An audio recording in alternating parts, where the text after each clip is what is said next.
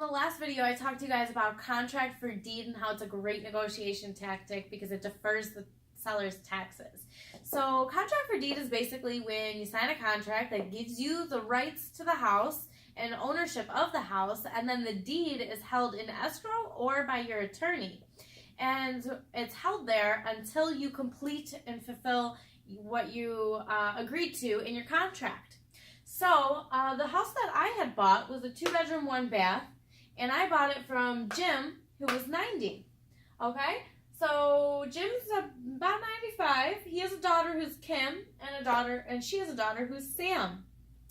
So now these guys, they had 5 different properties, and they didn't want to be left with the properties when Jim's time came, right? So I helped them out with that, and I went in there, estimated all the repairs, and after I did that, I made an appointment with them, and I sat down with them.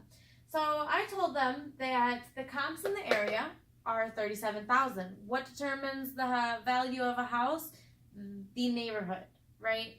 So you can't really venture too far off of that neighborhood. You can't go across a waterway or a highway because it completely changes the value. So comps were $37,000 and the repairs were $40,000. So that's not a very big margin. That's actually negative. So the only way I was able to make this deal profitable for me as a real estate investor was to be a buy and hold. Okay, so if I were to fix and flip it, there would be no room there. So I could give them a good amount of money for their property if I held it over time and used the cash flow to fix it up. Because if I can negotiate a low monthly payment, I have a lot of cash flow to fix it up. And I don't care about doing that for a year or 2 or 3, because after that, it'll be a great performing asset, in great shape, and I'll have no problems. Well, minimal problems at least. So I told them those 2 things, and I said I can give you $30,000 for the house with 2% interest, 15 years, 0 money down because I will have to do a lot of work into it. And that equals out to be $193 a month for the house. So rent in the area is $1,300.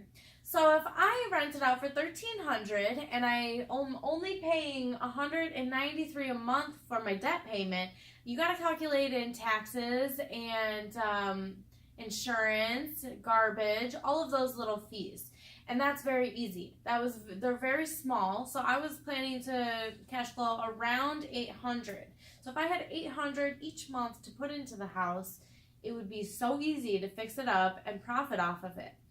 So that was my plan for the deal. And since they had 5 houses, they had another house that they wanted to get rid of. Now this other house is on a floodplain, and they left it vacant for over a year, and they replaced the well in it sometime along that year.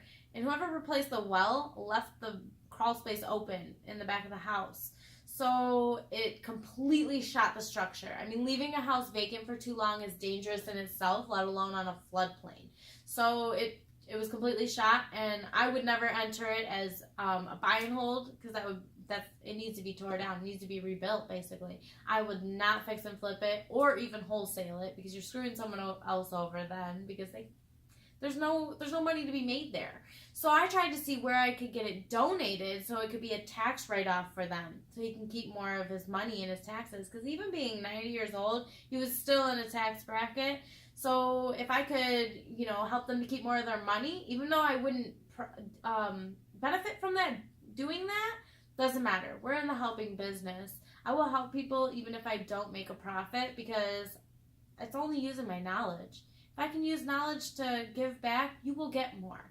So I tried to help them out with that one. The way I did that is I looked on the tax assessor's website and looked at who all was paying or pulling out, benefiting from the taxes that you pay, right? Where it was going, all the different places. I called around and see who would donate it. Now, unfortunately, Kim had gotten sick. So because she got sick, Sam stepped in. Now, when Sam stepped in, she decided, we don't want to sell the house. Mind you, this is a week after it was done. So you have about 5 days to take back or reverse the deal, undo the contract. whenever you sell a house or buy a house, you have 5 days to reverse that. It was past the 5 days. So I kept trying to tell her the deal's done, but she didn't want to accept that.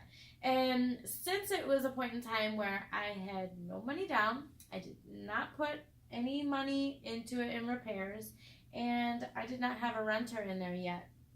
Because of that, it was no problem for me to give the house back. So I also want you guys to keep in mind that there is no problem with letting a house go. Do not become emotionally attached. Whether it's your first deal or it's just the best deal you've negotiated, whatever the case is, don't be emotionally attached. We buy numbers, not houses. We help people. And if you're not helping people, then you shouldn't be in this business, to be honest. So by helping them, I would have benefited very much. Unfortunately, the decision maker got sick. The rest of the family stepped in and wanted it back. So that's fine. You know, I gave it back. They were happy. I was happy because I wouldn't have a house that I needed to do a bunch of repairs to. And it all worked out because I have real estate professionals in my corner. I had an attorney who regularly does contract for deed, and he got the paperwork done within 10 days or less. We had it done, and it was done, closed, all of that. So it's just so important to get a real estate attorney. That's the biggest thing, especially when you're doing creative deals like this. So if you have any questions on it, let me know, but I'd also like to hear your experiences with contract for deed. So let us know.